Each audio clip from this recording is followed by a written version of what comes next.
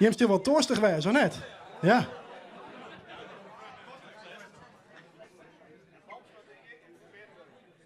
Boomsma.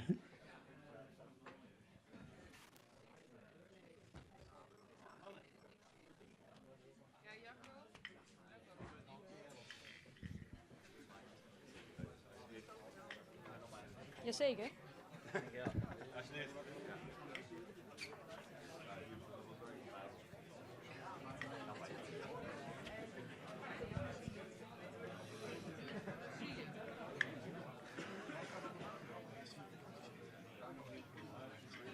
Ja, top.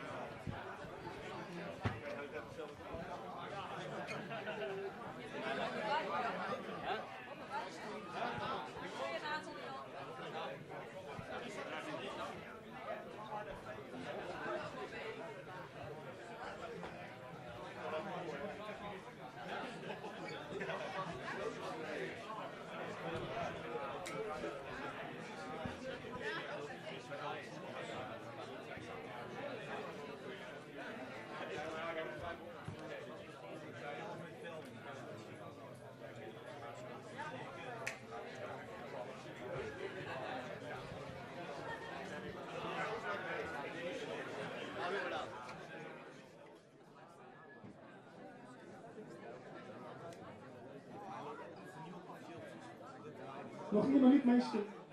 Ik ben Azen live op het wereldwijde web. Het zullen er prachtig helemaal in, ja?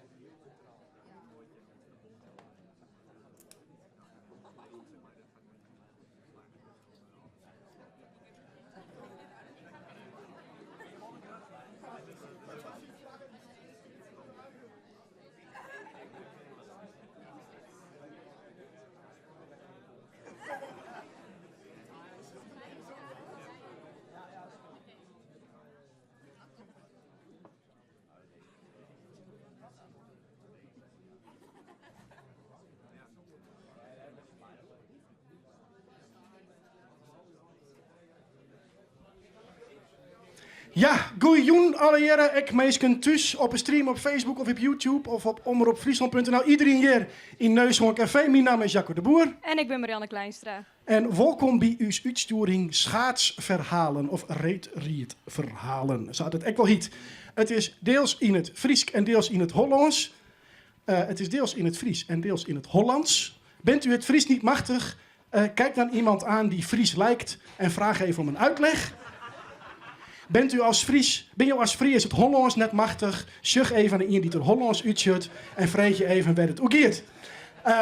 We hebben een prachtig programma met alle jaar sportjournalisten, dichters, schreeuwers die alle jaar schreeuwen over reetrieden. Fantastisch. En we hebben een liedse regel, dat is namelijk, als hun vertellen, ben wij wat stil. Want het is wel heel lullig als het door je heen praat wordt. En ik merk aan je dat je dat al heel goed kennen. Chapeau. Maar eerst willen we even, dankzij een schenking van de fabrikant van echte Leeuwarder, Berenburg, Jan, bedankt, die had het erin schonken. Even proosten mij hem alle jaar op het naaier. Zegend naaier. Tjoch. Zegend naaier. Ah, lekker. Ik sla hem hoor, Jacco. Slaas de oer? Nou, ik neem hem wel. Neem je het? Ja. Oh, Okay. oh. Mooi. Nou, dat belooft wat. Je hem thuis kunnen reageren, dat vinden we hartstikke leuk, dus door dat vooral. Het is net echt een discussie, jongen. Dus we doen net een soort, maar we benijden aan je reacties en like ik even voor dadelijk even up. We willen graag beginnen met een van uw voornaamste dichters, zowel in Friesland als in Nederland. En een die ook met zijn gedichten internationaal toert.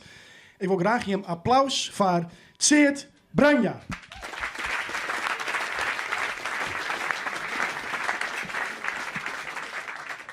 Ja, dank u wel. Ik lees een vers voor, dus wat lang vers, waarin ik me heid als jonkje van Alve, tredering van Kolm naar Rinsum Geest. Dat wij eerst winnen. En die vrouw die graag mij wilt, maar koert net. Dit vers ziet Bregeman. Heid wilt vriend wie ze net, maar waar ik het aan de telefoon hier die mogelijk versterren. Ik dacht, dat zal ik jongen. Jongen wat ik nog van die wit voor de hels dwarren wijd te scoren, krijg ik het faillietboek op schoot en begin uit de derde schrift dat ik net machtiger ben als hokketaal ik die op de viskie.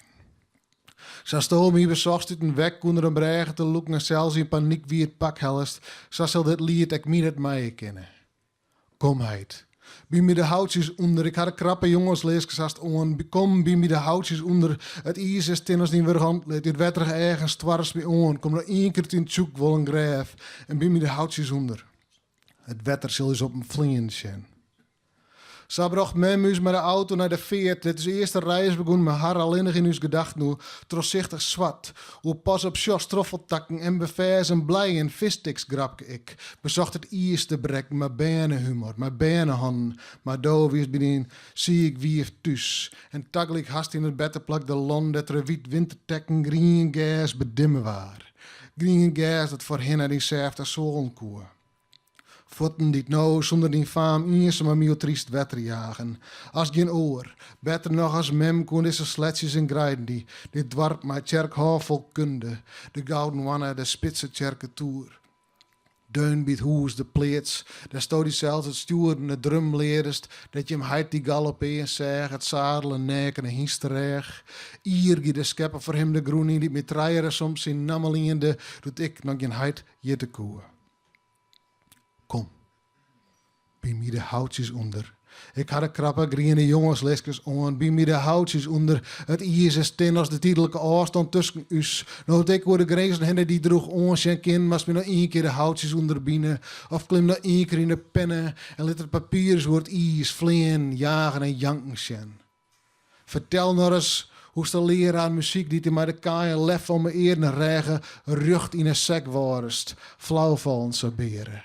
Verrekt is het sorry te zeggen, zijn directeur blust kwart voor de kop thuis. Daar stuk het kroemen en het ruchten in eigen jeppe paard van begrutsen eidest. Zwier als stien leidt brek of verjeffenis in de buk. Dus het kruis net met om mijn nekken hakken hoest en je mem geen hemelshoes meer hier om die op te wachten. Bij mij de houtjes onderheid. Deze vrouw is de echte. Tussen mij en haar wie is de Bregeman. Nou is het slim simmer lezen de houtjes in het vet in de kelder. Voor is donsjes kroerkes op het wetter. Het wetter is een blauw laai, sa skin. En sa zuster. Dank u wel. Zeer draaien, dank u wel. Meestal, ik ga er piekenvel van. Ik vind het hartstikke mooi. Er komt Lilian, zit achter de bar en die komt aanzien hier tussen de tafels terug. Het een mobiele pin, hoe je net op te steren naar de bar, dus die begint het. Als je zin hebt aan snert, dan kan dat ik. De beste snert van Noord-Nederland wordt uitserveerd daar terug. Jasmine, hoi Jasmine. Vergees, maar je samen pakken, komt van de slagerij op de Skroons. Beste snert van Noord-Nederland. Uw tweede gast is Wiep Itzenga. Even een applaus.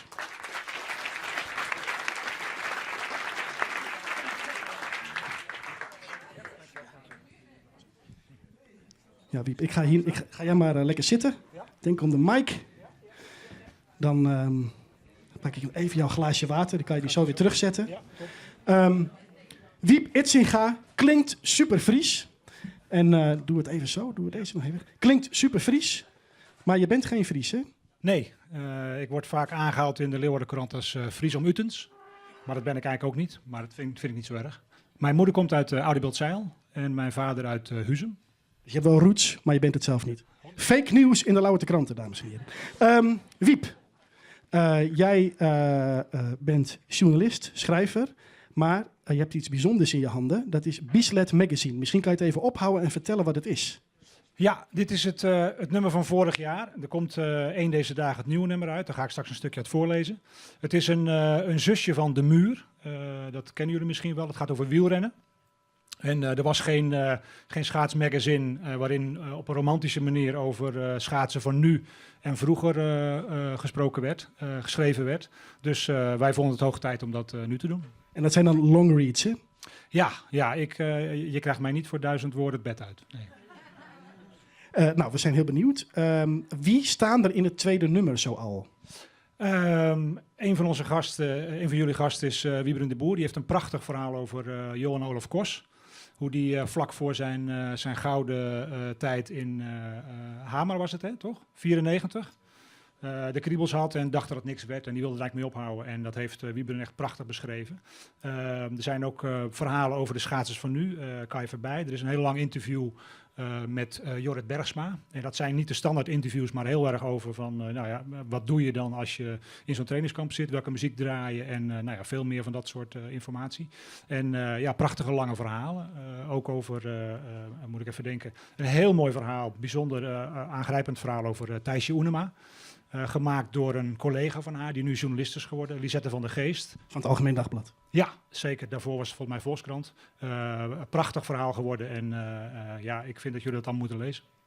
Ja, nou, het licht gaat ervan uit. Ik hoop dat je nog goed te zien bent, anders komt hier straks iemand op een ladder. Maar wij kunnen Wiep allemaal nog zien, toch? Ja, kijk, daar zijn we alweer. Wiep, wanneer komt hij uit en waar kunnen we hem krijgen? Hij is al ergens in Amsterdam bij een van de redacteuren, maar net niet op tijd hier om te laten zien. Dus ik verwacht deze week in de winkels. En hij ziet er zo uit en het enige verschil is dat Sven Kramer op de voorkant staat. In de betere en slechtere boekhandels. Verkrijgbaar. Waar gaan we naar luisteren? Wat voor verhaal ga je voorlezen? Mijn eigen verhaal. Ik heb in De Muur een serie die heet Every Picture Tells a Story. En dat heb ik doorgetrokken in Bislett. En eigenlijk is het verhaal simpel. Ik pak een bijzondere foto met een bijzonder verhaal erachter. En dan probeer ik dat te reconstrueren. En dit is de foto. Ja, moet je allemaal wel even. Misschien kan je hem even heel snel beschrijven en dan gaan lezen.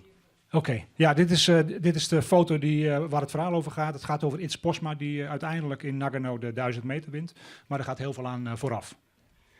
Laat nog maar één keer zien. Ja. En dan hoop ik dat de camera hem ook even pakt. Oh ja, daar is de camera. Ja. Wij gaan luisteren. Ik ben heel benieuwd, dames en heren. Wiep Itzenga.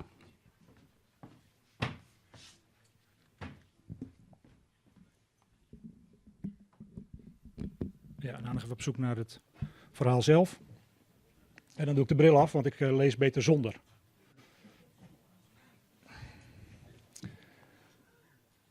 Een dag voor de 1000 meter was Gems in het Olympisch dorp de kamer van Posma en Romme binnengelopen.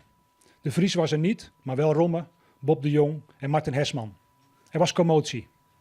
En toch is hij krom, hoorde Gems en Romme zeggen. De steer die na de 5 ook de 10 kilometer zou winnen, hield een schaats voor zijn gezicht. Met een dichtgeknepen oog keek hij langs het ijzer. Het was Posma's linkerschaats. De Vries was die dag bij een vrije training Mark Nol tegengekomen. De Canadees had Posma even apart genomen. Nol en Waterspoon hadden de laatste week met toenemende verbazing naar de races van de Nederlander gekeken. Zo'n geweldige schaatser en dan zulke bochten rijden. Ze konden het niet langer aanzien. Posma moest echt wat aan de rondingen van zijn ijzers doen. Als hij niet wist hoe het moest, wilde Waterspoon het wel voor hem doen. Canadezen waren daardoor een shorttrack verleden beter in thuis. Posma was op de 1000 meter dan weliswaar een concurrent, maar Waterspoon wilde dat het een eerlijke strijd werd. Dit waren de Spelen, de beste moest winnen. Posma zat zelf ook zo in elkaar. Hij vond het jammer dat Sundaal zich ziek had afgemeld voor de 1000 meter. Gems had ook naar het ijzer gekeken. Ja, verdomd, er zat een knikje in.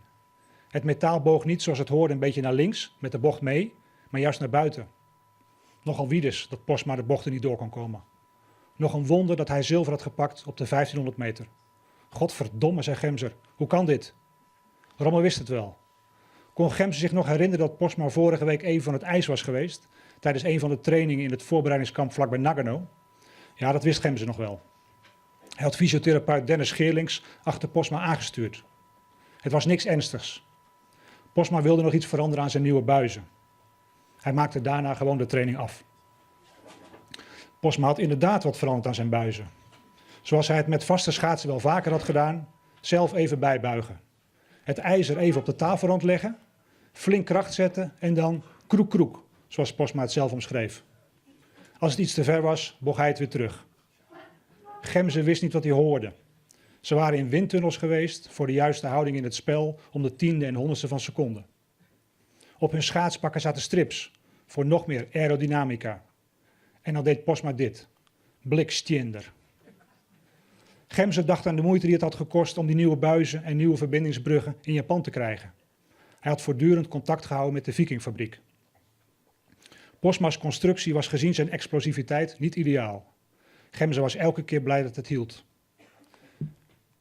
Toen er op de valreep materiaal was dat beter paste, zorgde Havenkotte junior ervoor dat het via zijn connecties bij KLM binnen 36 uur in Japan was.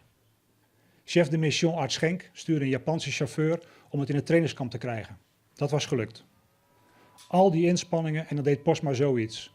Wat een ongelofelijke stommeling.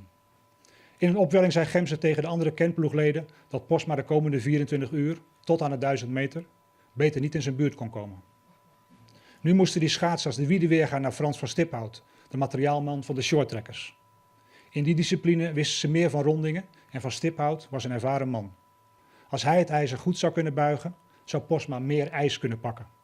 Mogelijk kon hij dan wel de krabbe binnenbocht houden. Misschien was het nog niet te laat. Dankjewel, Wiep. Ja, maar best even verklapt werden inderdaad. Goed, we zijn inmiddels dus hierheen verplaatst. Naast mij staat Ruurtje Poortinga de Haan.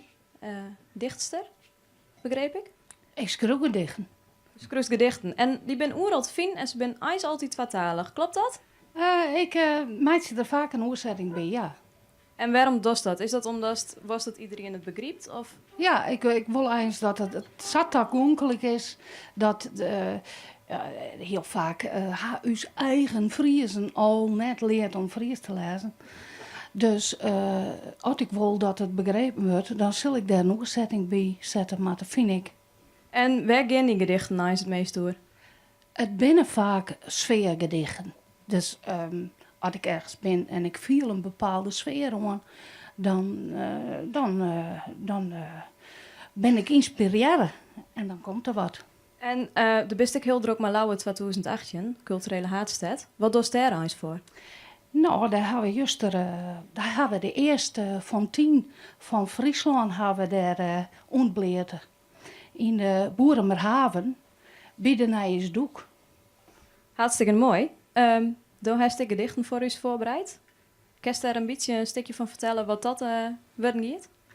Ja, het eerste wat ik lezen zal, dat heet het Ier uitlieden. Dat is wel heel toepasselijk. Ja, dat is erop uitzocht, hè? Maar dat gaat ook een beetje. Oké, nou, ik jou daar de microfoon. Oké. Voordat ze de volle vertelst. Vet juist. Ja, Ik jou daar de microfoon en Ruurtje de Haan Poortinga. prima. Dotter het? Ja. Het Ier uitlieden. De laatste dag van het Ier moas betiet. Mij doffe bonzen wekker uit de sleep. Wat beweegt de mannen? Bjemmen beginnen skierlijk te drippen. Riep glinstert voor het laatst in de zinnen. Die treedt onder de kieme glorket. Het bosk wordt luchter. En daar onderaan de contouren van vertrage figuren. Zwijsem verwegend in het heel tjuster. Elke handeling uitbalanceren.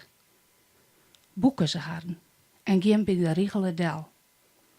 Dan, aan een lange lans, 1 stik vuur. En justjes letter. Boem! Boem, boem! 3, 5, zo'n. Nog een keer. En dan het ander uit de 40. Noord met 12. Zuid met 15. Boetenpost in het westen. Een plak met heger aspiraties. Bloodstil. Naierbij ken ik het volk weerom. De zoon. Elk had een ammerke met wat karbiet. Zwart of al wat wit. Flesjes water in de oorslag. En de molkenbussen op haar kant. Van grutte, 40 liter zowel, naar de lietse van 20. Net meer wijd te wasken zwit en bier, baant in lapen uit onder wordt voel. Morgen komt er weer thuis. Stjunkend, zwart en lokkig. En zegend naar hier.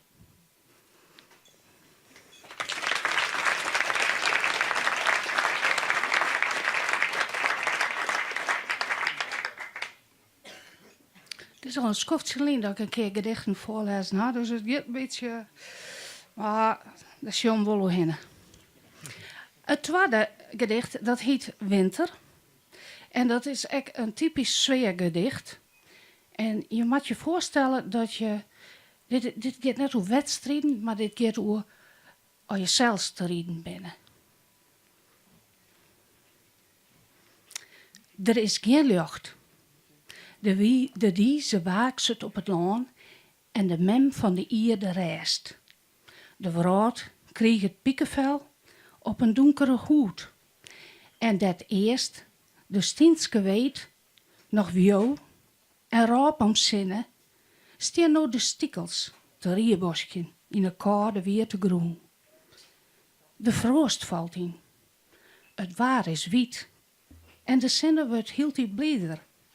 Mensen binnen de redens onder en schaart je het wonder van de vrouw van Sieden. Het rijdt, winkert die ta en wielt die nij. Steeshoorn is de tijd te kwad. Mast ophouden, maar woest wel eeuwig teruggaan op zijn dij.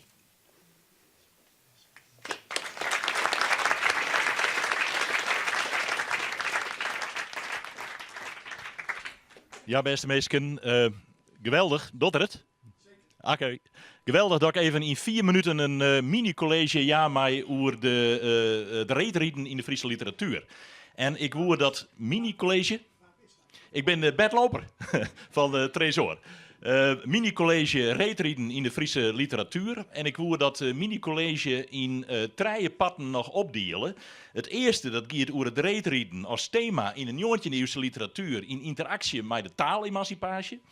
Mijn tweede pad gaat over de mythologisering van het reetrieden onder invloed van buitenlandse literatoren. En het derde pad is de moderne mensen en het reetrieden en het verlangen om aan deze wereld te ontsnappen. Nou denk je hem dat zo wel eens een drege jong willen kennen, maar het duurt ongeveer 4 minuten. Alle 3 mini-colleges in 1 mini-college van 4 minuten. Eerst even het eerste pad, de 19e eeuw. Zat je hem wel witte matten, is de Friese cultuur een uitvinding van de 19e eeuw. We hebben taal ontdutsen, we hebben skiertnis ontdutsen. En doe die blikken dat reetrieden een geweldig thema wie om die Friese taal te ontwikkelen. Het stond dicht bij de meesten, het reetrieden wie geweldig populair. En je ziet dan de opkomst van al je volksverhalen om het reetrieden heen. En Waling Dijkstra wie daar de grote man. Er zijn in de 19e eeuw in de Friese literatuur 2 grote thema's. A, hoe kennen wij het winnen van de duivel? In al die reetriedersverhalen wordt er riedentje in de duivel en uiteindelijk wordt de duivel verslaan. Maar het mooiste thema in de Friese reetriedersliteratuur in de 19e eeuw is onze strijd met de grenzers. Die Friezen woonden in de 19e eeuw apart wezen, hadden afzonderen, hadden afskieren van de rest van Nederland. En de eerste slachtoffers waren de grenzers. En in de protten van die reetriedersverhalen gaat het altijd om wedstrijden in grenzers. De grenzen doen er alles aan om de sterke Friezen te saboteren, maar dat slag het uiteindelijk net. En zo zorgen we dat in de 19e eeuw het reetrieden een geweldig middel is om taal te emanciperen, om mensen te emanciperen, om taal en mensen bij elkaar te krijgen en vooral om de afstand met de grenzers zo groot mogelijk te maken. Dan kom ik bij het tweede deel van mijn mini-college, die buitenlanders. Wij denken dat het vooral de Hollanders binnen die het reetrieden mythologiseren. Denk maar aan al die onstellerij om de Alve Sterrentocht heen. Maar dat is al heel hier begonnen in de 19e eeuw met 2 mannen uit Frankrijk. De eerste wie Joseph Gautier in 1810. Die schreeuwt geweldig hoe dreun haast opwoen over het reetrieden. Maar het mooiste voorbeeld is een man uit de late 19e eeuw, Henri Avard. En ik wil hem even citeren, want het is een geweldig verhaal wat hij vertelt. En hier komt ik voor het eerst de erotiek in het reetrieden te lenen.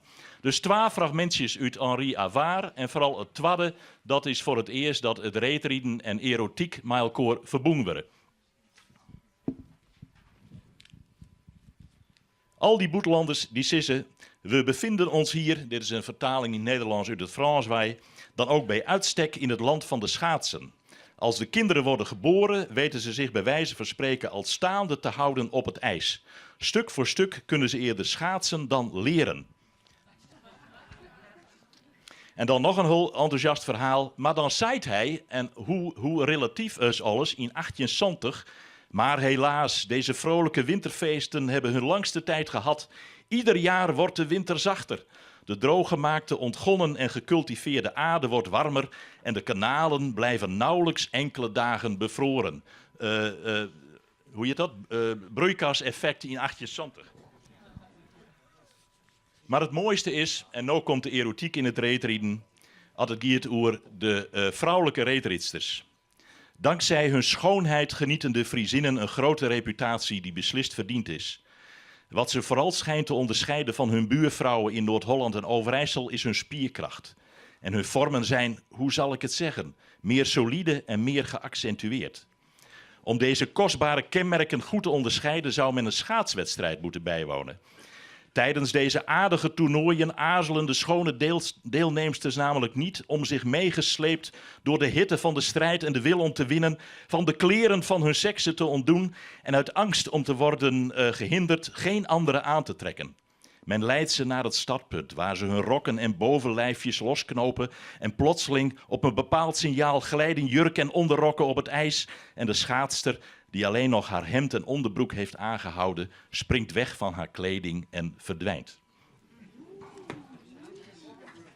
Dan gaan we naar het tredde, het laatste stukje van mijn mini-college.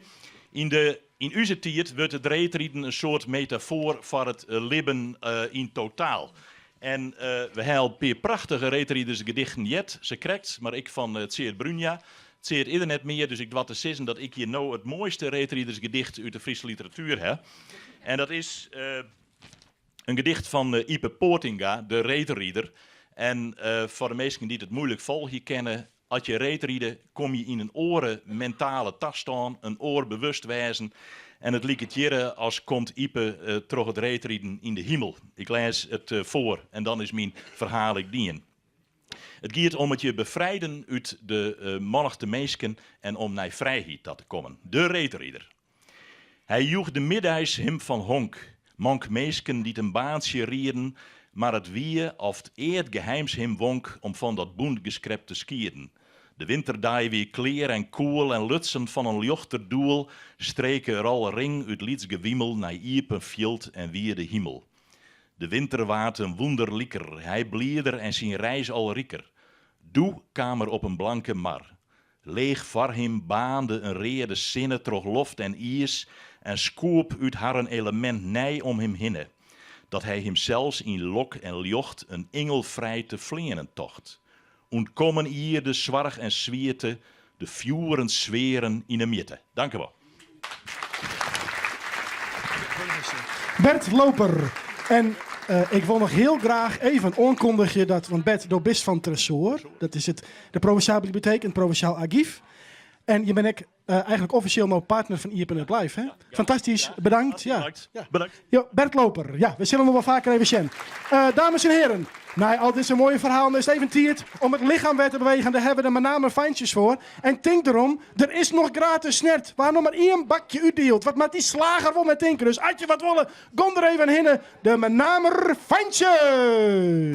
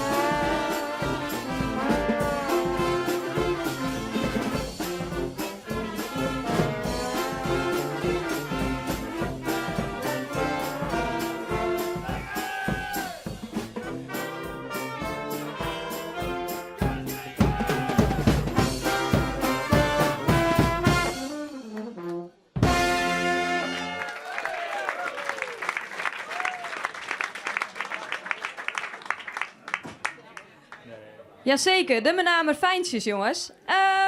Ik sta inmiddels hier weer. Jazeker, daar ben we weer. En ik heb Fappe Land naast me staan. En die kennen we als voormalig zanger van Strawelte, toch? Ja, de mem van Doutsen, dat is weer een beetje de tophit. De mem van Doutsen, jazeker. Maar wat is nou precies maar reetrieden? Ja, reedrijden wie altijd mijn ding. Ik wie ons jong, maar ik weet ons sporten, fietsen en reedrijden. Dat ik wel met mij, absoluut. En een aantal nummers van Strawelte gaan dus ik over het reedrijden. Biggelix, Taiwan in het sterkste deel, dat is een epos van de Elfsteden. Ja, want de Elfsteden, daar heeft toch een hele mooie anekdote hoor. Die gisteren dadelijk staan vertellen, heb ik begrepen. Hoe vaak heeft je hem rijden? Ik heb hem 2 keer rijden, in 84 en 86. En zo'n jaar dat zou ik hem rijden, maar toen lag ik in het ziekenhuis. Dus dat voelt net daar. Nee, dat voel net daar. Dat is natuurlijk wel heel erg zoer. Heeft hem wel op tv, joh? Nee, eigenlijk net. Nee, dat lukt dan net, hè? Dat doet ons zeer. Dat doet zeer. Dat doet zeer. Hey, ik liet die mooi die anekdote vertellen. Dat meest in die microfoon van. Dankjewel. Had er een dochter meestal? Ja, Volgens mij doet hij het. Ja? Ja, meestal eerst even mijn doopzeil. Wat heb ik budget in het reedrijden? Ik laat je hem dit even zien. 1 keer eerst en 1 keer laatst. Ik had 2 marathons rijden. Ik ben 1 keer allerlaatst worden en ik ben 1 keer allereerst worden. 2 marathons. Mijn opening op de 400 meter wie het zien een tredje. Jillert, is er knap? Dat is poerbest. Dankjewel. Jan Ikema is mijn held. Absoluut. Dat wie mijn reedrijders held. Absoluut. Was dit jere? Shorttrack. Ha, mijn zoon shorttrack. En dat is, ja, ik moet wel Jillert zeggen, sorry, dat is de mooiste sport die je op de eerste bedrijven kennen. Ja, weet ik. Daar heb ik ook nog een BM'ke met die opplakken.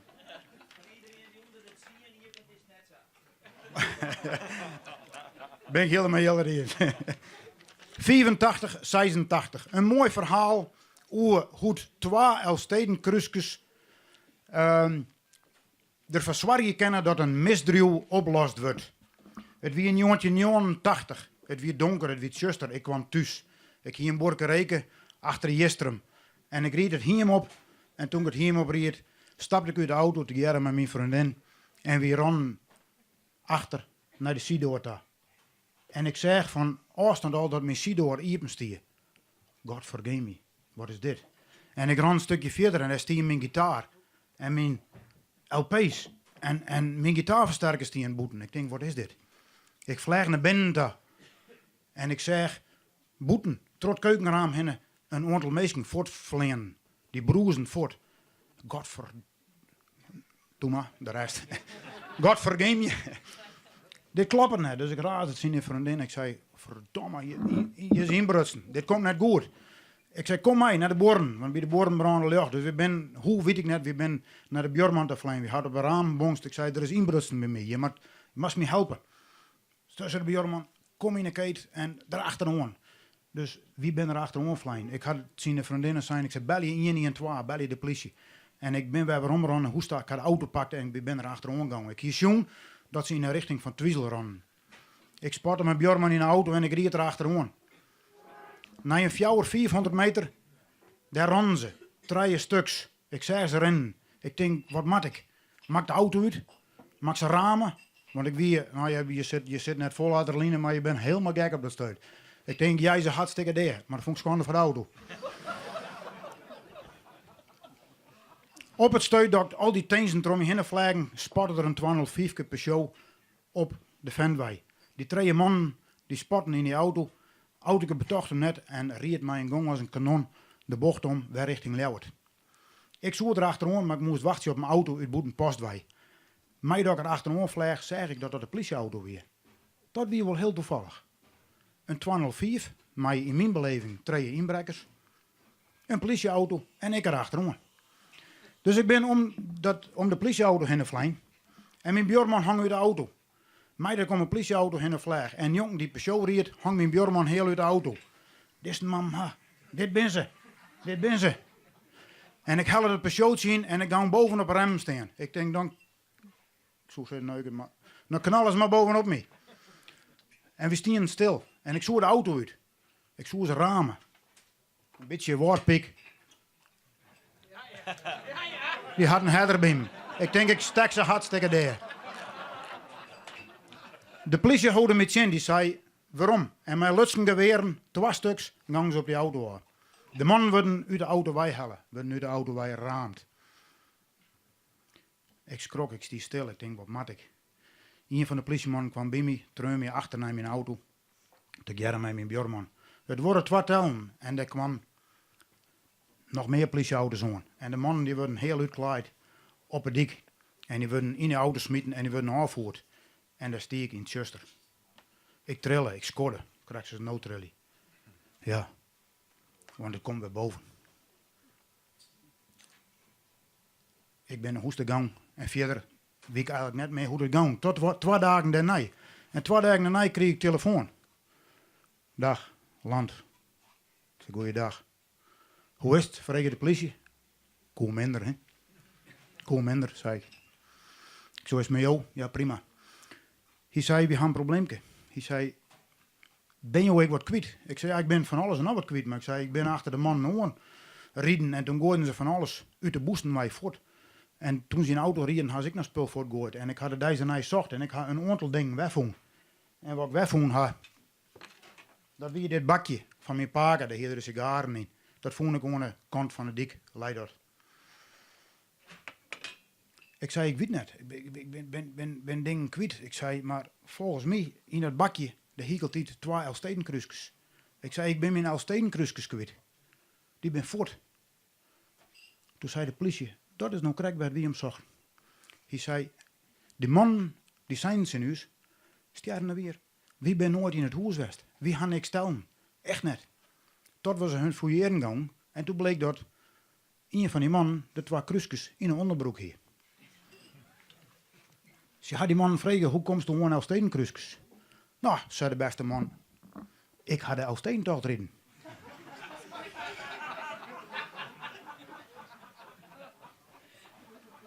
Ze gaan navragen in de politie. Bij het bureau van Elfstedentocht. En ik weet de namen niet meer precies, maar er scheen dus net een Abraham, Alim, Mohammed, Asif, Mohammed, Salif. De Elfstedentocht rijden te haar in 1986. Dus het verhaal wie wordt sterk. En het bleek dus wel dat Foppeland uitdroegen hem de Elfstedentocht wil rijden hier. Dus beste mensen, ik denk dat dit de enige 2 kruisjes binnen op de hele wereld die ooit te maken kregen ha met een misdaad en ik een misdaad oplost ha. Dankjewel. Ja, Foppeland, hartelijk dank voor die verhaal. Geweldig. Ja. Het zou wel mooi wezen als er toch een keer een Ali Soulaf Mohammed is die het Elfstedentocht uitriet, maar dan moet het eerst maar wat meer, nog wat meer minder waar worden. We zitten hier onderhoorn in een stoel, hak hier Kees het Hart. Voor een soort mensen broekste misschien geen introductie, maar voor sommige mensen misschien al. Ik lepel het even op. Du bent auteur, dus schreeuwt boeken, dus schreeuwt kwarte verhalen. De host van dan een grap uithellen. Du bent literatuurcriticus bij de Groene Amsterdammer. Heb ik nou alles ongeveer bij elkaar? Nou, wie houden we het op? Ja, is goed. Kees, maak ik het in het Fries waan trouwens? Ja, kan. Kan. Nou, zit het beziekje. Ja, want daar hast een boekje schreeuwen, dat hast je hier op skutten, misschien was het Sjenlitten. Fries voor Elfstedenrijders. Wanneer hast u dat schreeuwen en wanneer is het uitkwam? Nou, ik hoor deze even beter. Ja, houd hem vast. Het idee ontstond van een vriend van me. Wij gaven les aan Ubbo Emmius hier, lerarenopleiding. In 1985, 2 dagen voordat de Elfstedentocht begon. Toen zei hij tegen me, we moeten een boekje maken, net zoals je dat hebt Frans voor Nederlandse toeristen. Où est la toilette, waar is de play? Zo'n boekje, dat gaan we voor Fries maken. En wel voor Hollanders die de Elfstedentocht gaan rijden. We waren te laat. 2 dagen later was die Elfstedentocht, het lukte niet meer. In 86, toen ging het vriezen en toen kwam Nico weer en die zei, we gaan het maken. En toen hebben we dat boekje geschreven met allemaal uitspraken rond in de trein, bij het logeeradres. En het gaat dan over een Hollandse schaatser. En ik lees een beetje die onderweg is naar Friesland. En bij Steenwijk overvalt het hem ineens. Ze spreken daar Fries. Wat zeg je eigenlijk in het Fries wanneer iemand je voorbij schaatst? En hoe vraag je de weg? Hoogste tijd voor een cursus Fries voor Elfstedenrijders. Dus het is een tweetalige cursus. Het is zo dik. Dit is de allereerste druk, wordt later heel veel geld waard. Hoe spreek je Ljouwert uit, is een van die teksten. Hoe spreek je jou Ljouwert uit? Was dat het weerbericht? Kijk uit, u staat op mijn schaats. Ik ga niet te veel in het Fries voorlezen, want dat is te slecht. Maar dit kwam uit en toen werd het een onverwacht grote hit, heb ik me laten vertellen. Ja, het was een krankzinnig grote hit. Om het even uit te leggen. We hadden een voorkant nodig. En mijn vrouw die is kunstenaar. En die riepen we op een avond. Ja, ze zit daar. Wil je even een schaats tekenen? Ja, goed. Het moest allemaal vlug. We waren half dronken. We hadden allemaal die tekstjes verzonnen. En ze heeft een schaats getekend. En zelfs op de allernieuwste uitgave, deze is van vorig jaar. Als het even gaat vriezen, wordt het weer opnieuw uitgegeven. En nog steeds staat die schaats erop. En we gingen dat naar boekhandels in Friesland rondbrengen, zelf, in auto's. En die namen dan 5 exemplaren af. En dan gingen we thuis weer 30 erbij drukken. En op een gegeven moment werd er opgebeld, overal vandaan. Uit Giekerk, uit noem het maar op, uit Sneek, uit alle steden. Ja, we willen ook zo'n boekje, Daar hebben we ons kapot aan gewerkt tot het niet meer lukte. En toen heeft Adriaan van der Velde, van Boekhandel van der Velde, die heeft het overgenomen. En we konden het niet meer aan. En ja, ik kan u wel vertellen hoeveel er uiteindelijk verkocht zijn. Hoeveel zijn er uiteindelijk van verkocht? Geef me een getal. 40.000. Wauw. En wat kostte die? 2,50. En dan vraagt iedereen zich af, wat heb je eraan verdiend? Ja, je moet rekenen 10% van de verkoopprijs, is een kwartje. En dat gaat dan door 2. Nico kreeg ook 12,5 cent. Een kleurentelevisie. Één kleurentelevisie. Maar het heeft ook een kleurentelevisie aan drank gekocht om het te maken en te drukken steeds. Kees, ik ga jou het woord geven. We schuiven deze microfoon. Ik heb al bijna alles verteld. Nou, maar daar red jij mee, dat weet ik. Ja. Dus dames en heren, Kees het Hart over het boekje Fries voor Elfstedenrijders. Met waarschijnlijk nog enkele anekdotes. Geef me nog even een applausje. Nou ja, een belangrijk deel daarvan, het ontstaan daarvan, dat heb ik jullie wel verteld. Het is eigenlijk een krankzinnig verhaal. Pas in 1988 begon ik literatuur te schrijven. Maar dit beschouw ik zelf als mijn eerste literaire werk. De enige bestseller. Kijk, dat is dan toch ook wel ontzettend grappig. En de manier waarop dat in elkaar gezet is, ja, daar kijk ik met buitengewoon veel plezier naar terug.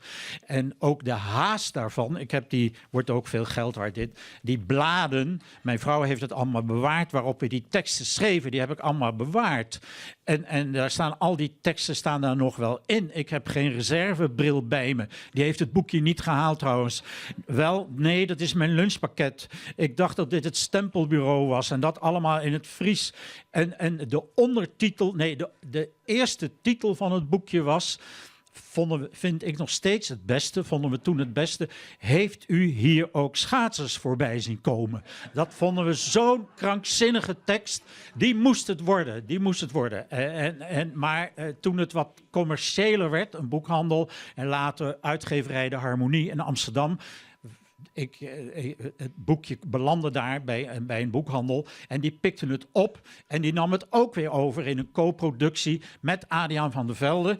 Ik heb al die drukken, dat is echt eigenlijk om je kapot te lachen.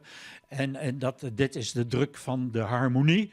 En die stelde voor, jullie moeten het Fries voor Elfstedenrijders noemen. En dan als ondertitel heeft u hier ook schaatsers voorbij zien komen. Maar voor mij heet het boekje toch nog steeds, heeft hij hier ook schaatsers voorbij zien komen. En ook bij Jacco van de Harmonie is die prachtige schaats die Euf zo eventjes getekend heeft. We waren toen werkelijk half dronken. Het is gênant. We zaten daar met een krat bier die teksten te bedenken. En dat schreven we. En Nico, die was al een computerdeskundige in 1986. Die wist al hoe dat werkte. Die had al van die...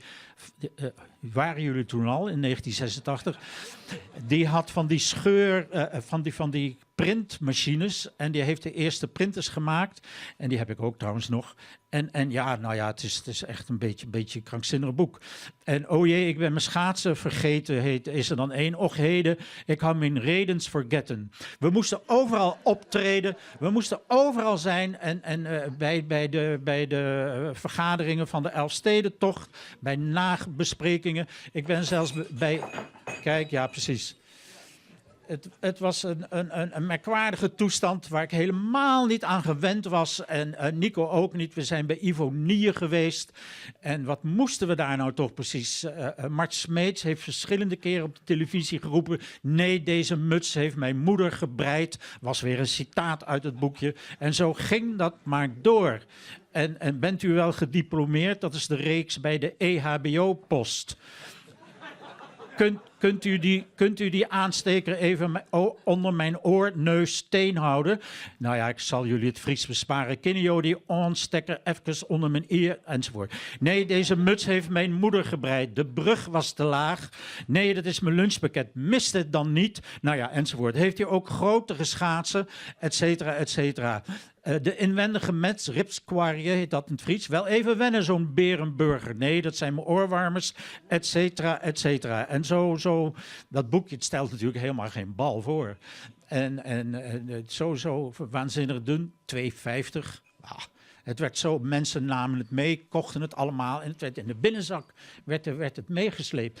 Later wilden ook mensen het chiquer uitgeven en mooiere uitgeven. Hebben we altijd tegengehouden, beviel me helemaal niet om dat zo te doen. Het moest zo blijven. En vorig jaar, ik moet zeggen dat ik daar toch een beetje raar naar kijk, toen het even begon te vriezen, gaf dus de Harmonie opnieuw het boekje uit. En ons boekje begint natuurlijk met Goedemorgen meneer Sipkema in het Nederlands. Goedemorgen Sipkema.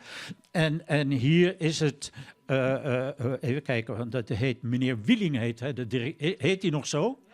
En in dit boekje, ik wist dat, er is een nieuwe chef van de en hier heet het Goedemorgen Wieling. Maar ik zit er nu een beetje raar naar te kijken, maar toen was het waanzinnig en prachtig. Dank jullie wel. Kees het Hart. Kees het Hart, hartelijk bedankt. Dus jullie weten, het boekje is nog steeds te koop voor €2,50. Ja. Het zal wel duurder zijn. En als u hem bij hem heeft, mag u hem laten. En trouwens, Euf, wil je heel even gaan staan? Want dit is de kunstenares die zelfs half dronken schaatsen kan tekenen. En half dronken zijn misschien ook al de Mename Fijntjes, maar dat houdt ze er niet van om weer een heerlijke show te geven. Dames en heren, nog even de Mename Fijntjes en dan zijn we zo weer terug. Applaus!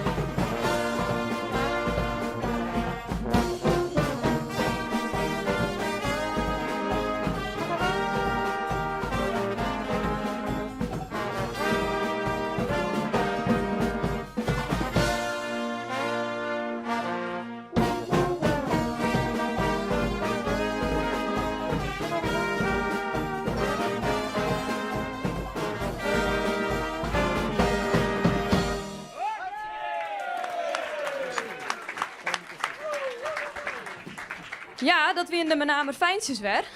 Nou, maar ik weer. Begin al. Ja. Goed, ik wil graag Mirjam Bruistens even uitnodigen op het podium. Hi. Hi. Welkom. Dankjewel. Dogiest 10, volgens mij. Dus dan maar eens bij deze microfoon staan gaan. Zo? Ja. Yes, Mirjam. Ja. Nou, staan we dan. Doen we dit in het Nederlands of in het Fries? In het Nederlands graag. Oké, dan doen we het in het Nederlands. Ook leuk voor het Nederlandse publiek. Scheelt weer even. Goed, vertel. Wat doe jij allemaal? Ik ben schrijver en sportjournalist.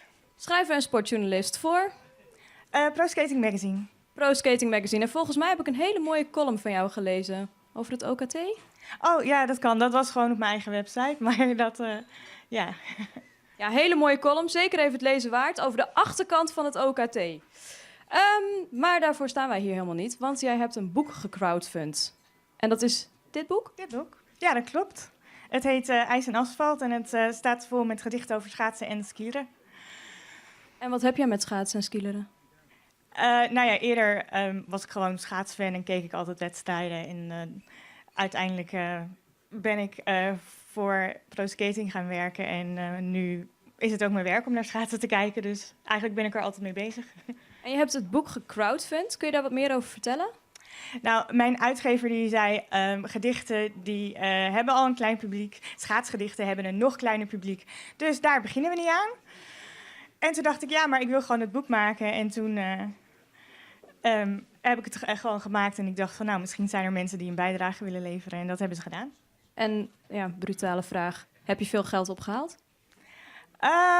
Niet helemaal genoeg om het helemaal te crowdfunden. Maar ja, ik hoop door de verkoop nog een klein beetje. Maar het is echt voor liefhebbers. Dus ik heb het echt gedaan. Ik heb het niet gedaan om er rijk van te worden, laat ik het zo zeggen.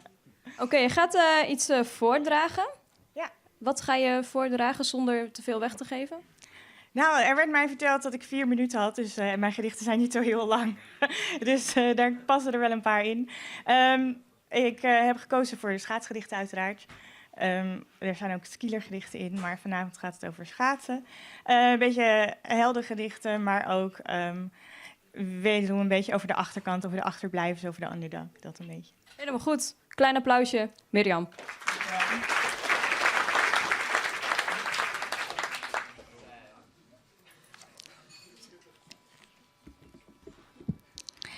Hij weet het zelf nog niet, maar hij is een held. Met windkracht 5 in zijn gezicht, met stoere mannen om hem heen, die alle één voor één hem moeten laten gaan. Verslagen door de kou en de polaire wind, maar hij blijft gaan. Zoveel lange uren, een ellenlange tocht, die eeuwig lijkt te duren. Dan helemaal alleen over de streep groet hij zijn vriend en zegeviert daar op het koude meer. Verbijt zijn pijn en slikt een keer, zijn armen in de lucht. Een oerkreet klinkt vanuit zijn keel, worstelt zich omhoog. Eindelijk de zege waar hij op heeft gewacht. En na alle tranen komt eindelijk de lach.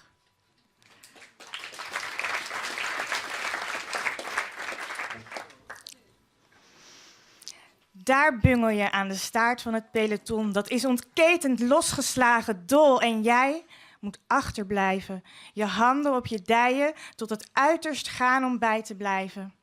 Als het schuim staat om je mond, als je wankelt in de bocht. Als het zwart wordt voor je ogen, maar je geeft niet op. Wij die langs de kant staan, roepen dan je naam, moedigen je aan. Als je dan gelapt wordt en voorbijgesneld, heb je niet verloren. Ben je in onze ogen sowieso een held.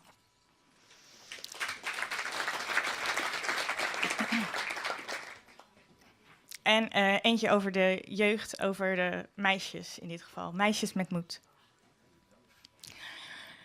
Meisjes zonder vrees. Ze vallen, staan meteen weer op. Een traan wordt driftig weggeveegd. Meisjes zonder angst, een pleister en direct weer door. De wedstrijd belangrijk gaat altijd voor. Meisjes zonder schrik lenen een helm en een veiligheidsspeld, rechten hun rug, halen diep adem, hun neus in de lucht. Meisjes met lef, met durf, met brani, op de piste, op de baan en op de weg. Meisjes met wil, met een wens, met een droom, likken hun wonden, doen dat gewoon. Voor medailles en bloemen een zoen, maar op een dag wereldkampioen. Dankjewel. Dankjewel, Mirjam. Zo, dat is ook wel een beetje kippenvel. Wiebren de Boer, je mag daar gaan zitten.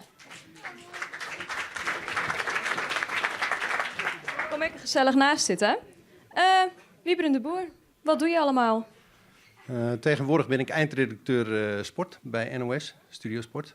En daarvoor was ik schrijvend journalist, vooral schrijvend sportjournalist. En schaatsen was denk ik mijn belangrijkste tak van sport. Naast een aantal andere natuurlijk, maar met schaatsen heb ik me heel erg lang en intensief als journalist bezig gehouden. Dat deed ik voor de Leeuwardenkrant in eerste instantie en later voor de Volkskrant. Dus het bloed kruipt een klein beetje waar het niet gaan kan. Zeker. Als journalist van Studio Sport ben je natuurlijk geen schrijvend journalist meer. Maar dat laat onverlet dat ik het niet kan laten om af en toe nog iets te schrijven. Wiep heeft het net al gezegd. Ik schrijf voor het blad Bieslet. En af en toe word ik nog wel eens gevraagd om ergens anders iets te schrijven over schaatsen. Vind jij dat er genoeg literaire sportjournalistiek is? Dat is een lastige vraag. Nee, denk ik niet. Maar iets ontstaat als er behoefte aan is, natuurlijk. En je ziet wel dat de laatste jaren, de laatste 10 jaar is toegenomen. Dat zijn denk ik vooral invloeden die ook vanuit Amerika zijn overgewaaid. Waar het veel gangbaarder is om diepgravender verhalen over sport te schrijven. En dat zie je in Nederland ook een beetje ontstaan nu. Er zijn meer sportboeken gekomen. En met name het wielrennen is daar een voorloper in geweest. Je hebt het literaire wielertijdschrift De Muur. Nou, daar is Bieslet een uitvloeisel van. En dat zijn tijdschriften die proberen de sport op een andere, misschien wel wat alternatieve manier te belichten. Je gaat iets voor ons voorlezen. Je mag de microfoon een beetje naar je toe trekken. Ja, vind je het ook goed als ik ga staan? Dat vind ik ook, tuurlijk, dat vind ik ook prima. Dan mag je die pakken. Oké. Goed. Wiebren de Boer, dames en heren.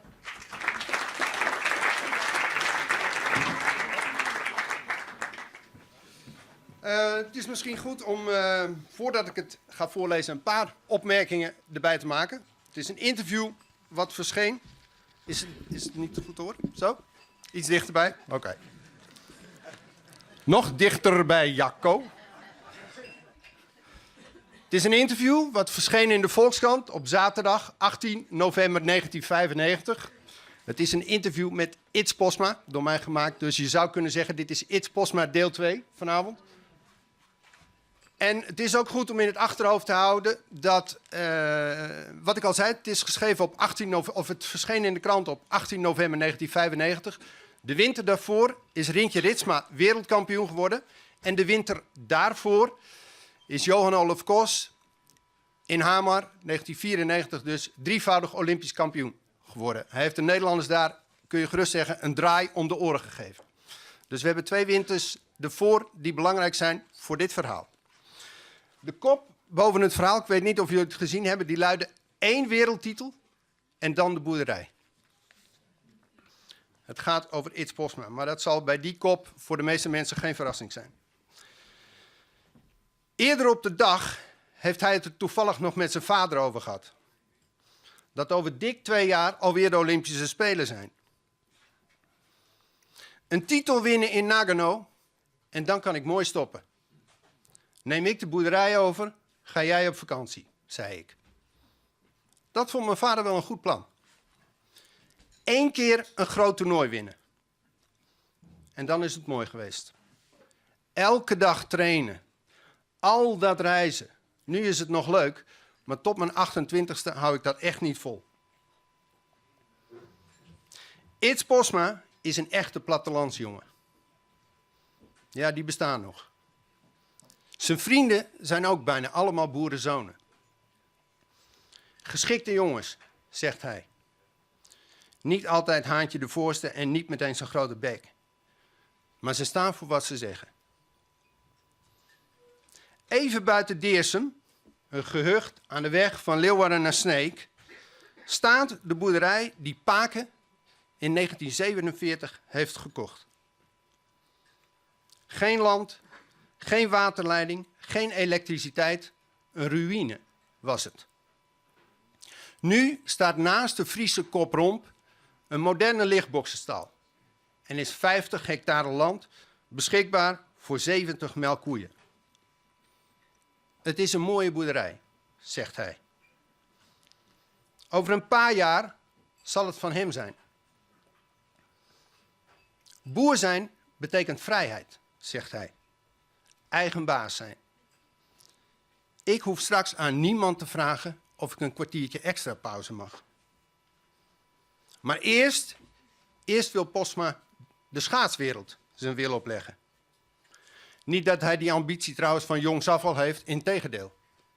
Schaatsen deed ik altijd alleen maar een beetje voor de lol, voor het plezier, zegt hij. Maar sinds 2 jaar weet hij dat in hem een kampioen schuilt. Hoe kan het anders dat hij in maart 1994 bij het WK Allround in Gothenburg, nota bene als debutant, zomaar Johan Olof Kos naar de kroon stak? Op de 5 kilometer zat het hem tegen, op de 10 kilometer zat het hem mee. Een beetje meer geluk en Its Posma zou op de buitenbaan van Gothenburg wereldkampioen zijn geworden. Maar dat had ik een titel zonder glans gevonden, zegt hij. Iets meer pech en hij was 3e geweest. Of, erger nog, 4e. En dat was ook niet terecht geweest, zegt hij. Ik was goed dat weekend. Verdiend 2e. Soms kijkt hij nog wel eens naar de foto's. Kos, Posma, Ritsma. Mooi rijtje, zegt hij. Maar die tellen niet, hè? Ik ben de enige van die 3 die nog geen titel heeft. Het was een mooie winter. Die begon in november 1993. 4 maanden later was hij Nederlands kampioen, de nummer 4 van het EK en, zoals gezegd, de nummer 2 van het WK. Welke debutant kan dat zeggen? 20 was hij nog maar. En toch al een bedreiging voor de allerbesten. Na dat WK in Gothenburg had Kos, de wereldkampioen en 4-voudig Olympisch kampioen, nota bene gezegd dat hij nog nooit een zo groot talent had gezien als Its Posma. Zoveel kracht. Zo'n formidabele techniek. Alles ging zo makkelijk, zegt Posma. Ik had het gevoel dat ik nog seconden harder kon. Na Gothenburg kreeg ik zoiets van, nu al 2e. Nou ja, dan zal ik vanzelf een keer de 1e worden. De Olympische Spelen was ik net misgelopen. Hersman en Straathof gingen. Zij waren de snelste in een skate-off in Davos. Kan gebeuren, jammer. Ik lag er niet wakker van.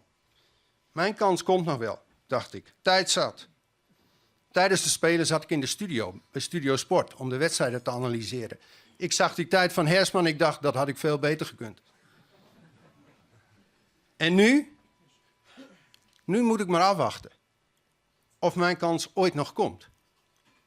Door mijn ziekte, hij had de ziekte van Pfeiffer gehad, de winter daarvoor. Door mijn ziekte heb ik vorig seizoen niks kunnen presteren. Nog zo'n jaar en mijn carrière is voorbij. Als ik dit jaar weer niks presteer, dan kiezen ze me natuurlijk niet nog een keer in de kernploeg. Ziek of niet ziek, dat is geen excuus in topsport. Zo simpel is het.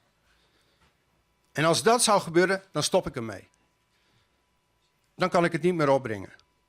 Schaatsen is mooi, maar ik ben niet bezeten. Zo betrekkelijk is het.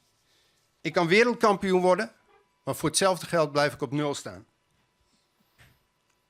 De overgang van het 2e naar het 3e jaar van de hogere landbouwschool in Leeuwarden is eigenlijk de enige goede herinnering die hij heeft aan het vorige seizoen. Hoewel, op vrijdag na college met vrienden de stad in, of een avondje stappen af en toe, ook dat verdrong na verloop van tijd de frustratie van het niet kunnen schaatsen. Het is jaren geleden dat ik in de winter zoveel op stap ben geweest, zegt hij. Als je goed schaatst, dan mis je dat soort dingen niet. Maar als het tegen zit, als je niet presteert, dan kom je tot de ontdekking dat er heel veel andere leuke dingen zijn in het leven. Ik hoef niet het hele weekend naar het café. Maar zo nu en dan, dat vind ik prachtig. Beetje ouwe hoeren, biertje drinken met mijn vrienden. Daar kan ik van genieten. Ik hou van gezelligheid. En als ik iets niet kan, hou ik er gelijk mee op. Kaatsen bijvoorbeeld. Daar had hij nou helemaal geen aanleg voor. Judo, dat ging hem beter af. Daarin bracht hij het zelfs tot de bruine band. Maar schaatsen zit hem in het bloed. Hoyt was een verdienstelijk korte baanrijder. Mem kan goed overweg op de smalle ijzers. En toen Eets als 4-jarige de houtjes kreeg ondergebonden, reed hij dus zomaar weg over de Snitser Oortveert. Zijn veelgeroemde techniek, nee, die heeft hij niet van iemand in het bijzonder. Het ging vanzelf, zegt hij. En bijna even vanzelfsprekend was zijn opmars. Naar de nationale top, naar de internationale top. Van de Sneker IJsclub, de IJster, naar de kernploeg. Dat hele fanatieke, dat heb ik nooit gehad. Het ging gewoon vanzelf. Het gebeurde gewoon. Elk jaar trainde ik iets harder en ineens zat ik in de kernploeg. Falco Zandse, zegt hij, die heeft dat ook. Dat nuchtere, dat relativerende. Als het niet gaat in de training, dan zegt Falco, ik stop ermee. Morgen weer een dag. Het gaat gewoon niet. Heel anders dan de jongens uit de Randstad. Zoals Veldkamp en Hersman. Schaatsen is alles voor de jongens. Zo gefocust. Zo gepland alles. Zo geobsedeerd door schaatsen. Als we ergens gezellig zitten, stappen zij stipt op tijd op. Want morgen moeten ze weer trainen. Nou, ik niet en Falco ook niet. Wij blijven zitten. Wij bestellen nog een biertje. Natuurlijk vraag ik me wel eens af of ik er goed mee bezig ben. Ja, zegt hij, ik ben er goed mee bezig. 1 wereldtitel, zegt hij. 1 wereldtitel. Dat is voldoende. Dan heb je het hoogste in je tak van sport bereikt. Dat zou in 1 klap alle inspanningen die ik in al die jaren heb geleverd, goed maken. Ik fantaseer nooit over meerdere titels. De roem zegt me helemaal niks. Dat is zo betrekkelijk. Wie weet nog hoe goed Hein Vergeer was? Niemand toch? Zo gaat het. De enige die over 10 jaar nog weet hoe goed Its Posma was, dat ben ik zelf.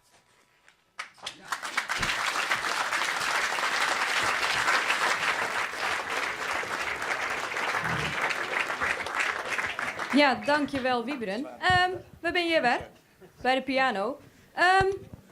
Heel veel tekst, heel veel geluisterd, heel veel gehoord. Tijd voor even heel wat anders. Ik heb naast mij Klaas-Jan van der Wij, sportfotograaf. Klaas-Jan, vertel eens even kort, wat doe je allemaal? Behalve fotograferen over de hele wereld, wat voor sporten fotografeer je? Alle sporten. Ik doe heel veel wielrennen, Tour de France, Giro, Vuelta, WK's, schaatsen dan, Olympische Spelen, Winterspelen in Korea weer. Dat soort dingen. Je hebt een dik boek bij je. Mogen we het even ook aan de camera laten zien? Dat is een behoorlijk boek. Ja, dat is 3 kilo foto's. 3 kilo foto's, nou ja, ga er maar aan staan. Wij hebben begrepen dat jij veel prijzen hebt gewonnen. Onder andere World Press Photo. Op welke ben je het meeste trots? Ja, trots. Ik ken trots niet zo. Ik ben wel blij. Maar om over jezelf nou te zeggen, ik ben trots van fantastisch wat ik heb gedaan. Het komt ook wel eens een beetje aanwaaien. En ik ben technisch een ongelofelijke klungel. Dus ik ben fysiotherapeut van oorsprong. Ik heb jaren een praktijk gehad. En ik ben gaan fotograferen en dat gaat best lekker. Dat gaat best lekker. Dat is een understatement, kunnen jullie wel geloven. Wij gaan even wat foto's van jou bekijken. En dan mogen iedereen die kant op kijken. En dan geven wij vanaf hier commentaar. Beetje verwarrend misschien. Ja, een buitenbaan. Ja, dat was de coolste baan van Nederland. Die er dus deze maand weer aankomt. En nou, die is vlak naast mijn huis. Ik kom uit Amsterdam, ik woon daar zelfs in die wijk. Ik begrijp dus dat het Nederlands is. Ik hoor die mensen zeggen, huh? Ja, dit is de coolste baan van Nederland in het Olympisch Stadion in Amsterdam. Er zou een ijsbaan gelegd worden en ik dacht, ja, ik wil het wel in beeld brengen, het verhaal vertellen. Dat je een ijsbaan ziet in Amsterdam, en nu hebben we die natuurlijk wel met de Jaap Ede, maar dat je die ook in het Olympisch Stadion ziet. En Nou, typerend voor het Olympisch Stadion van buitenaf zijn de lichtmasten. Dus ik ben die marathontoren ingeklommen. Ik heb toestemming gevraagd, ik kende die directeur toevallig en toen mocht ik naar boven. En dat is ontzettend grappig, want dan ga je hetzelfde weggetje. Dat is een heel smal trappetje in die marathontoren, als je boven komt. Hetzelfde weggetje wat de man altijd ging met zijn doosje lucifers, en dat schijnt echt waar te zijn, om de Olympische vlam aan te steken. En ik heb dat op zaterdag gedaan, ben naar boven gegaan. Ik ben ongelooflijk dom geweest. Dat is wel een soort rode draad ook wel in mijn leven. En toen zat ik boven en toen keek ik naar beneden en toen zat er geen publiek. Daar had ik even niet naar gekeken. Dus ik ben weer naar beneden gegaan en ik heb gevraagd, mag ik morgen nog een keer? En ik ben de volgende dag weer gegaan. Toen zat er duidelijk wel meer publiek. En dan 2 schaatsertjes eronder. Maar dat is gewoon meer, ja, dat is de invulling, de sfeer, het voelen van het verhaal, de coolste baan van Nederland. Ja, prachtig beeld. We hebben meer. Ja, Ja, dit is fantastisch. Zwart-wit, heel iconisch. Ja, dit is nog heel oud. Nou weet ik het jaar niet precies en ik kan het ook niet opzoeken in het boek, want ik zou niet weten wat staat. Maar dit zijn Richard van Kempen en Iep Kramer. Dat was wel grappig, want Iep Kramer had het boek gekocht en die bladerde het door. En toen kreeg ik 's nachts nog een sms'je van iemand die naast hem zat en die zei dat Iep heel trots was dat hij er als verwekker in stond in het boek. En als sportman. Als verwekker begreep ik nog wel, want de volgende pagina ligt zijn zoon op zijn kont. Maar als verwekker snapte ik niet helemaal, tot ik dacht, oh verrek, ja, zijn kont staat erin. Maar dit is Richard van Kempen, die kon Nederlands kampioen marathonschaatsen worden. Het enige wat hij hoefde te doen was bij Iep Kramer in de kont te kruipen. Zorgen dat er niemand tussen kwam. En achter hem te finishen en dan was hij Nederlands kampioen. Dus ik denk, ik wil dat gewoon zo in beeld brengen. Ik kan wel 2 schaatsers maken en volledig, maar ik wil gewoon zoveel mogelijk weglaten. Ja, de kunst van het weglaten vind ik dat. En door zo weinig mogelijk laten zien wat het eigenlijk is. En dat is een kop en een kont. Nou, dat is gelukt. De volgende, ja, ook prachtig. Pien Kulstra, geloof ik was dit, hè? Ja, dat is Pien Kulstra. Daar heb ik verder nooit zoveel meer van gehoord. Maar wel dat weekend. Toen werd ze 2 keer Nederlands kampioen. Dat was ook nog het weekend dat ze jarig was. En dit is een beeld, zolang ik schaatsen fotografeer. En dit is een boek over 30 jaar van mijn sportfotografie. Sta ik heel vaak bij die wissel. En dan denk je, goh, het zou zo mooi zijn als je een soort octopus of een symbiose tussen die 2 schaatsers kan maken als ze elkaar kruisen. Nou, ik kan je vertellen, ik heb er duizenden gemaakt en altijd is er wel wat. Een pink steekt eruit of de kleuren passen niet bij elkaar. En ik ben dit aan het fotograferen en in één keer patsboom zat het in elkaar. Ja, hier viel alles samen. De volgende, ja, drama. Ja, ik vind het belangrijk dat er een bepaald ritme ook in de foto zit. En dat zit hier toevallig in door de oranje kleur die helemaal rondloopt. Maar dit is het bekende moment dat, althans na het bekende moment dat Sven Kramer de verkeerde wissel heeft gedaan.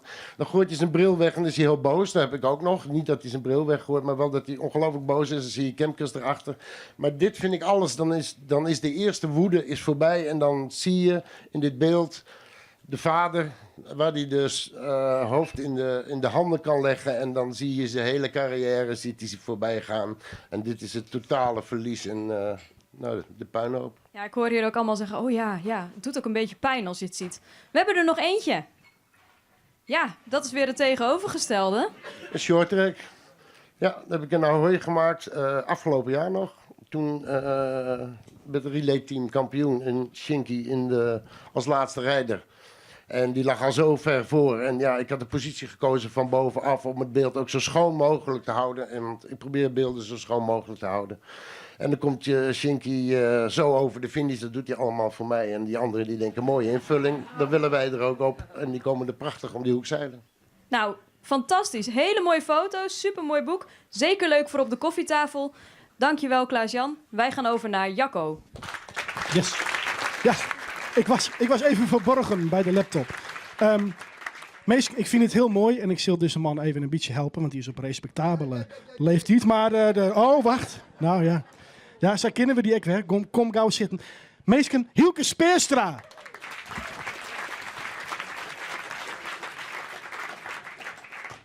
Hielke, ik moet zeggen, ik vind het heel fijn dat je bent. Het is wederzijds. Dankjewel. En de laatste keer dat ik met die praatte, als Jitten verliezen, toen kwamen we bij die thuis. van het programma Lekker Eten met Reitsen. Oh ja. Ja. En toen hier we een barbecue mee. En toen zei de sto, een pekertje in de vrouw, dat is een mooie barbecue, die kent van alles. En dan zei de vrouw, ja. Ja, en dan zei ze, oh, wat ken je een soort? Hasto inmiddels die barbecue? Jongen, dat is in de vorige eeuw. Ik ben het alweer vergeten. Oké, het is natuurlijk, die barbecue is in het kaam. Hielke, fijn dat je bist. Wat ik eigenlijk, want heel soort mensen kennen die van die boeken. De best de best verkeerpjende Frieske scrouwer. Soms wordt er dan van maken dat het een volksschrouwer bist, omdat het een soort verkeep is. Maar eigenlijk, ja, literatuur is literatuur. Maar do bist begon als journalist. Liek als een soort meestertje binnen. En wat ik heel nieuwsgierig vind is dat een van de eerste journalisten misschien in Nederland wie die het verhaal opskreun zat het wie, die het net romantiseerde en die het mythologiseerde. Ja, ik heb niet zelfs verteld dit in de research. Ja, dit wie de Truman Capote van Nederland. Hoe bist ook aan dat die eigenlijk hyperrealistische scroostijl, het opskroos zoals het is zonder opsmoek? Ah, nou, ik weet niet dat dat wel zo realistisch is. Ja, mijn proza beweegt hem zo'n beetje in het skimmergebied tussen fictie en non-fictie. En elke keer probeer ik me daar wel ergens in hockey te presten. Maar ik hoop je boven alles een verteller te wezen, gewoon een verhaal vertellen. En dat dat altijd realistisch is, weet ik net. Ik heb één ding geleerd, dat werkelijkheid betreft de fantasie. Dat is haast een adagium van mijn woorden. Je kan al je dingen bedenken, maar de werkelijkheid slaagt toch altijd alles. Is dat ook waarom als een heel soort oral history, dus dat is wat verhalen die van mond op mond verteld worden, dat een soort broekst van die boeken? Nou ja, ik ben op het ogenblik maar een soort novelle ondergegaan, een kwart roman moet dat worden. En er gaat tussen een auteur die een mansje komt, die hem zo'n huiveringwekkend verhaal vertelt, dat hij het eigenlijk haast net leeuwen kan. En uit die ontmoeting tussen de auteur en de verteller ontstaat een vriendschap. En die vriendschap die drilt eigenlijk op het genot van de weemoed. Ze vertellen elkaar verhalen. En na het 15 jaar vriendschap leert de schreeuwer de verteller kennen, maar hij leert hem zelfs kennen. Dat is het verhaal. Dus oral history, nee, dat is het in dit geval niet. Maar ik heb hier wel vertellingen die mij echt verteld binnen en die vertel ik opnieuw.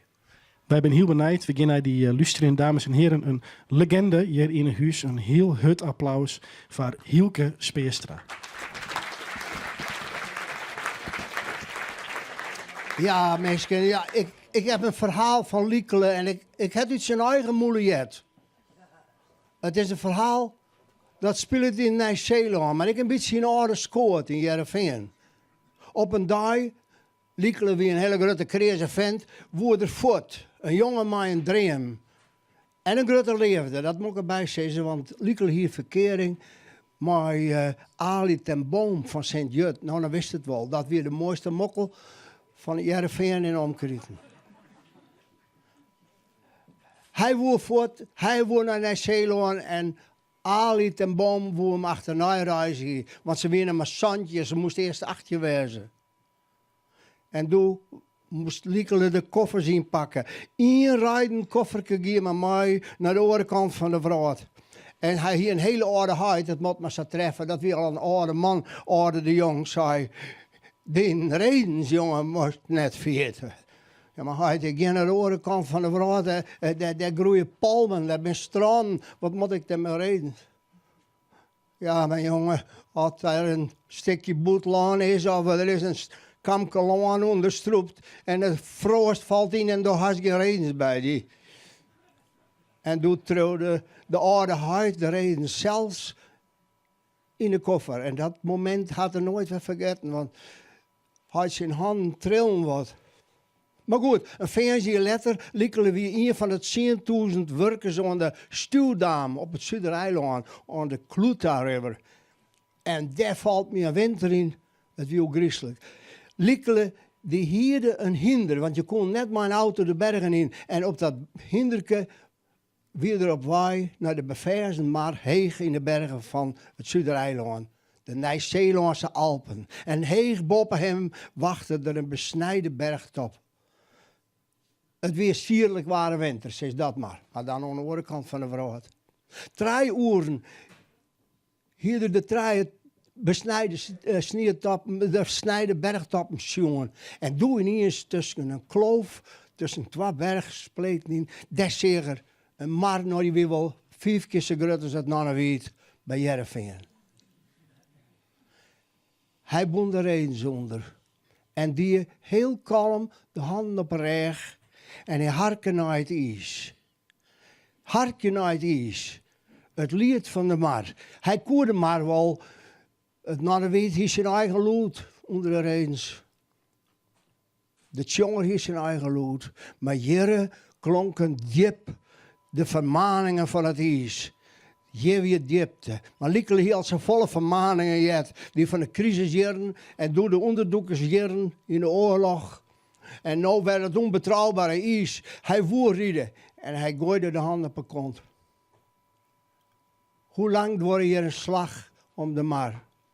De muziek van sirenes op het pijleersdiepe daveren onder hem trog, voor hem uit, achter hem aan. Zulke machtige muziek kon nevens hem alleen nog maar door de schepper zelfs componeerd werden. Maar ja, een schepper leulde direct net. Hij leulde alleen nog maar onder leefde en die ziet aan de andere kant van de wereld. En vertelde me dat er een oude man wie in Nijzeeland. In een jongen ben steenbleun op die mar, een volslaande stilte. En toen heb ik de namen op van haar die naar de andere kant van de wereld weer. Ik raap om Ali. Ali, kom oer. De bergen rapen haar naam alleen nog maar waarom. En daar stier ik. En doe jongen, doe je het eigenaardig de op een kiemen verschillende 3 stippen. 3 stippen, dit hut heen en weg in. Ik denk, wat is dat? Ik ried die kant op en de 3 stippen kwamen op mij al. En daar waren remmen en er stien 3 redens. En ik kon direct zien. Ik zei, waar komen je bij? Nou, de ene weer een jonge immigrant van Eegmariep. Dat lag tussen Terhennen en Akkermin en de Jouwerin. En één kwam van Huzum, dat weer een slachtersveind. En oren kwam uit het Havelaan onder de Grauwwei. En dan weer een man die zei, een van die 3, jongens, rieden. Want het is, maar rieden krekkers, maar ongetien en vrijen, moest het wel niet kennen. En het week zo, dat we hadden zo verschrikkelijk rieden, jongen. Dat plaats hingen we de damp op een klein steen. En toen zou het nog haast komen, want ineens zakken de zinnen achter de bergen. En we moesten de bliksem zien, die onder te komen, dat het nog een beetje licht weer in de bergen. En toen zei de man van Eegmariep, man, is dit net een mysterie? Hoe dat zo? Nou, dat wij elkaar hier op dit plak vonden. En toen zei Liekele, de jong van de Marktwei 88 uit de oren scoort. Ach jongen, het gaat correct, maar rieders als maar bijen. Ze hebben een soort radar in de kop en dat vindt altijd het is. Ja, zei de slachtersveind van Huzum. Al is het aan de andere kant van de wereld. Het is zullen we altijd vinden. En die jongens, het Liekele de jong, voor het eerst een brief schreeuwen om zijn ouderheid, de winnaar aan de Marktwei 88 in orde scoort. Want Liekele wie geen schreeuwer. Hij wil alleen nog maar een werker en een reetrieder. Maar toen had er een brief geschreven en de brief is waarom kom in het oude land. Doet Liekele direct net meer weer, de jonge Liekele, die het oud worden weer. En in die brief stier, ik loop maar 4 woorden. Heid, bedankt voor alles. Ik herinner. Dat verhaal, levensverhaal van Liekele.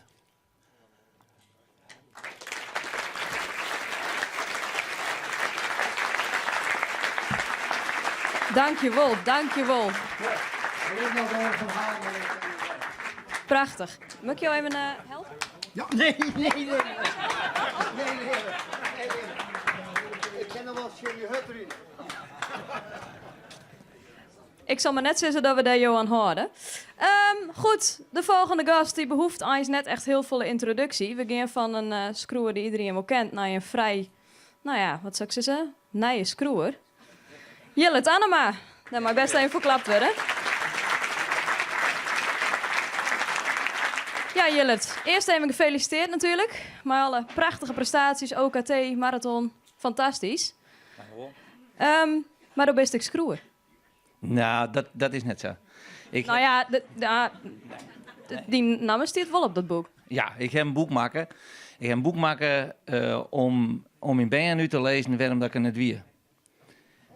Ik heb destijds, eigenlijk de 6 jongens vaak al innig. We binnen 250 dagen per jaar ben we onderwijs en dat is vaak al innig. En dan schreeuw ik wel op wat er gebeurt. Ik kan net zo goed praten. Dus tenminste, ik kan wel ouwe hoeren. Dat is wat oorzaak praten. En, je doet nooit aardig goed. ja, het is ouwe hoeren. Nou, ik vond dat nog wel aardig goed gang. Maar ja, uitlezen aan de band waarom als het er net wie is. Ja, nee, maar dan schreeuw ik verhaaltjes op. En die faxte ik naar de band toe. En dan die faxen, al die anekdotes... Gewoon Rintje, waar ik dus heel team met onderwijs ben, die houdt op. En ik denk, ik lees die verhaaltjes op een gegeven moment wel eens voor bij mensen die op bezoek kwamen. En ik denk van, wist wat ik doe? Ik sla er een paar godjes zien en dan jou komt die verhalen.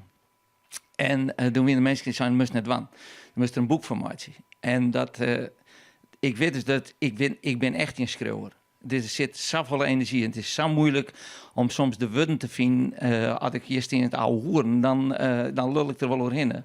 Maar soms dan wordt iets om schreeuwen, een gevoel om schreeuwen. En dat is wat een schreeuwer doet. En ik vertel gewoon A, B, C, D, E, F. En dan is het nou je muziek, hè. Dus ik geniet je, jong. En ik je nou wat vertellen. Ik mag wat voorlezen uit het boek. Maar ik ben geen schreeuwer. Nog wel even voor iedereen hier die dat boek natuurlijk heel graag hebben wil. Wanneer komt dit boek uit? Dit is 10 juli uitkom. Is dit al 10 juli uitkom? Ik krijg namelijk in mijn eerkeert dat net zo wie. Maar goed. Nou ja, als ik reed werd de koer hier ik dat nodig in. Maar dat ken ik net. Er zijn mensen die hebben het lezen en die zijn hartstikke enthousiast. En het verhaal eerst, en die zijn er stuurt Jan, en die dachten die een vreselijk van binnen in. En toen is er een paar duizend van drukt, en ook is het per meter, is het keertje bij de slechte. Goed, tijd om voor te lezen volgens mij. Jongens, Jillet Annema. Ja, de meeste... Ja, dit is dus de schreeuw van mijn BN. Het zijn de anekdotes. En Rien zit me in de ziel, al helemaal. Van jongs aan. Als lieds ben maar mijn mem aan de hand en grote broer aan de oorhand. Ik ben met 3 hier en dan ik zei los. En mem zei dan van, denk erom, de valst. En op een gegeven moment dan weet de mem toch van, dat is het beste, ik let hem los. En ik stuitere naar 2 stappen, ik laai op het ijs, ik stie op en ik laken. En dat is altijd zo belangrijk. Dus als ik op het ijs ben, dan ben ik vrij. En als ik problemen heb, en dat denk je natuurlijk, dat heeft hij nooit. Maar dan helpt een stukje rijden of een stukje fietsen, dat helpt ook griezelig. En dit is ontzettend volle zweetdruppels. Ik ga er een paar stukjes iets vertellen. De 1000 meter van It zit erin. Bij Galieks, al die dingen die doen. We hebben in ons team, en dat weet je misschien, maar de heer Lanterre, die heeft gewoon een van de meeste platen, vind ik, die er ooit maken, is de mem van Doutsen. Ja, ik sta hier nog steeds net voor te lezen. Ik sta alleen maar te vertellen. Ik ben een oude hoer, dat zeg ik al. Maar wij destijds op de trouwerij van Bob de Vries. Bob de Vries die het zien hier bij me zit. En nou dat talent eindelijk schenlitten het aan de hele wereld. En die nou naar de Spelen te jet. En toen hij trouwde met zijn Mieke, toen zongen wij Jaddy Bob, Jaddy Bob, Jaddy Bob, Jaddy Bob van Mieke. En daar zie je dan een lichtelijk schunnige tekst op. Dus dat zeggen we net.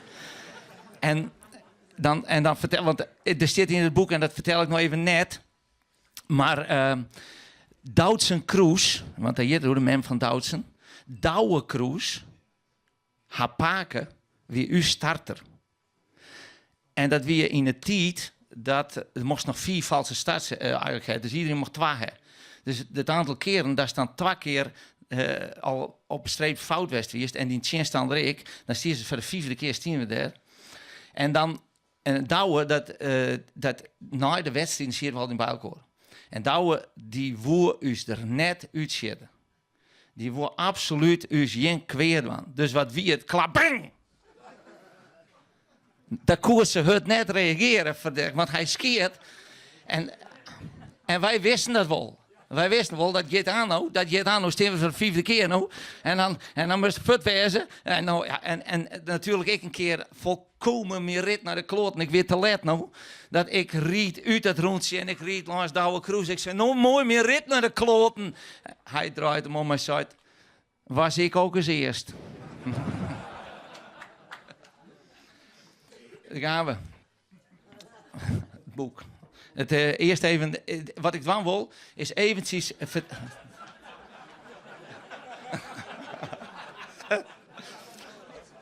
Wat ik dan wil, is even dit boek, dat wil mijn passie voor het rieden beschrijven. En waarom dat ik fut weer. Dus, en het begint eigenlijk met, nou eventjes de introductie, dat lees ik naar voren. En dan een verhaaltje, als we die simmertrainingskampen drogen, dan is het hoe daar is vreselijk goed trainen. En dan de rieders, die ben wurg, die in op bed. En dan zit er. En dan komen we wel eens in de Bartelone. En dan vertel ik even een verhaaltje over hoe die in Bartelone komen. En dan geleidelijk aan, en de bladzijden, maar dat is, ik heb maar 8 minuten, ik geloof dat ik nog wel vol heb.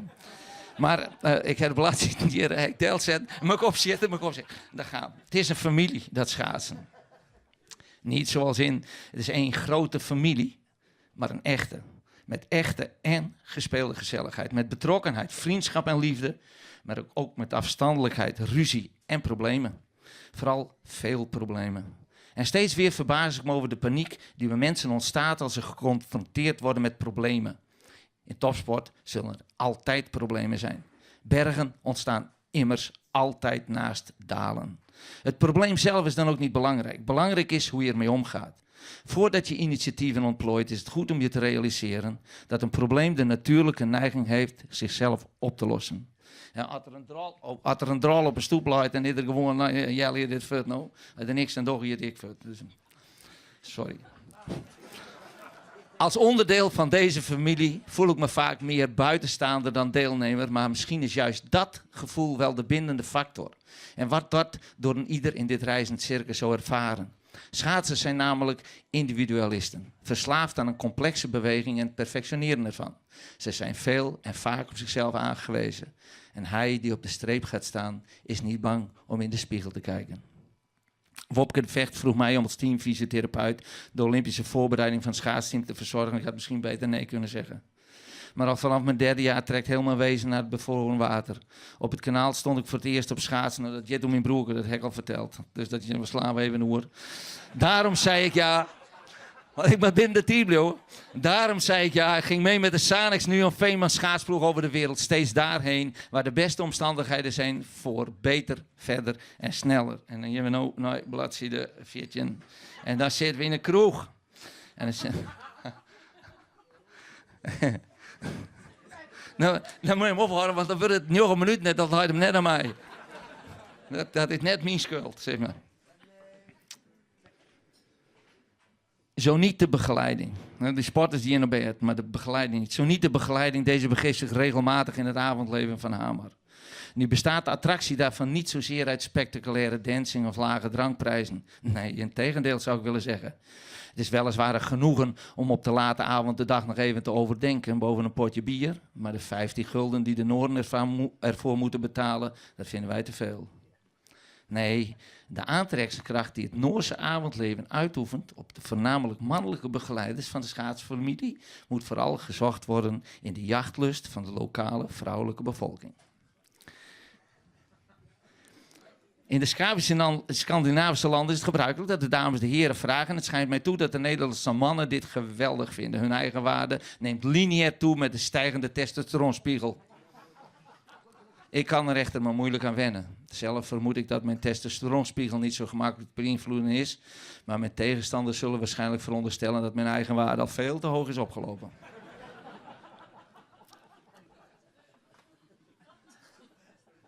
Je moet juist maar één bij mij op kantoor komen. De eerste avond word ik meegenomen naar een kroeg met muziek uit de jaren 70 op een plaats. Natuurlijk, waar ik me op zich wel blij moet, waar ik wel me thuis zou moeten voelen. Maar eenmaal binnen grijpt de eenzaamheid van vooral het uit vrouwelijke bezoekers bestaande klantenbestand me bij de strot. Relatieloze vrouwen van mijn eigen leeftijd, doordat ik 40 ben. En ze willen allemaal praten.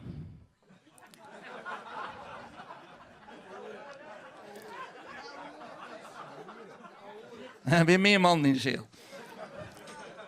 Nu kom ik niet in de kroeg om te praten, het ligt me niet.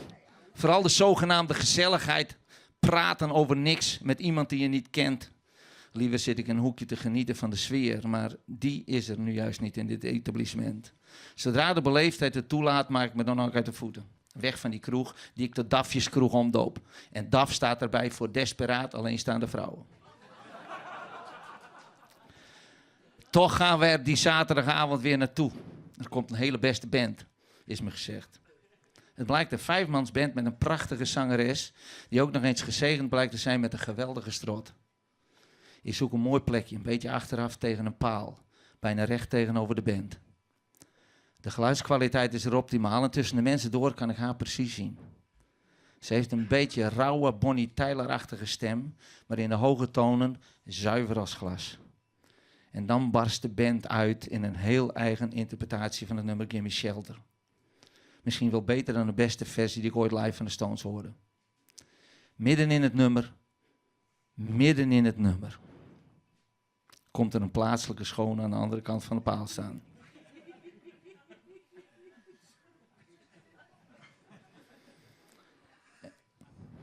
Eén onderdeeltje van een seconde kijk ik eraan en is even maar de balans verstoord.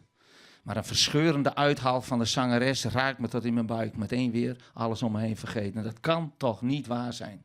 Zo'n zangeres in zo'n klein rotkroegje. En ik ben erbij. Elke noot probeer ik te vangen. Maar dan net in die prachtige finale van het nummer tikt die plaatselijke schone me op de schouder en zegt: "And what are your hobbies?"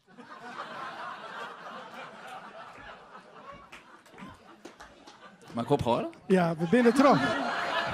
Ik had het 10 kilometer van Rits, maar heb ik nog. Ik vond het wel een heel mooi nice. Was jouw stuk de volle fut van dat boekje? Een zonde. Ik heb het per meter krijgen. Gillet Adema, dames en heren. Applaus.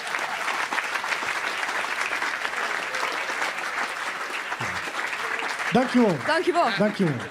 En succes in Korea. Meesken, fantastische joen. Echt geweldig. Bedankt dat je er al je wien. Marianne, super bedankt. Applaus voor Marianne. Ja, natuurlijk ik voor Usain Jacco. En de verhalen binnen Oer, die heb ik er nog gehad. Ik vond het heel inspirerend. Orenwieken billen de weer. Dan hebben we het Oer heel iets oors. Landschapspijn. Dat kan meestal weer gek ha. Wat kist er ontwaan. En eigenlijk ben we hier elke waasje van nou aan op dit plak. Dus kun je hem altijd weer komen of altijd weer live zien. Maar het is nog net voorbij. Neem nog een drankje. Want Pak nog een bakje snert. Of een bakje snert. Snert is er nog steeds. Van die beste slager onder Skroons, die. De beste slager onder Skroons. Was lekker, hè? Heerlijk, aanbevelenswaardig. Dames en heren, applaus voor al uw gasten die daar zitten. Wiep Renoir, Wiep Ietsinga, Bert Loper, Ruudje Poortinga, Jillet Adema, et cetera, et cetera, et cetera, et cetera. En hier komen nog een keer, of 2 keer, of 3 keer, of jouw keer, zolang het leuk bloot. De Menamer Fantjes. Dankjewel.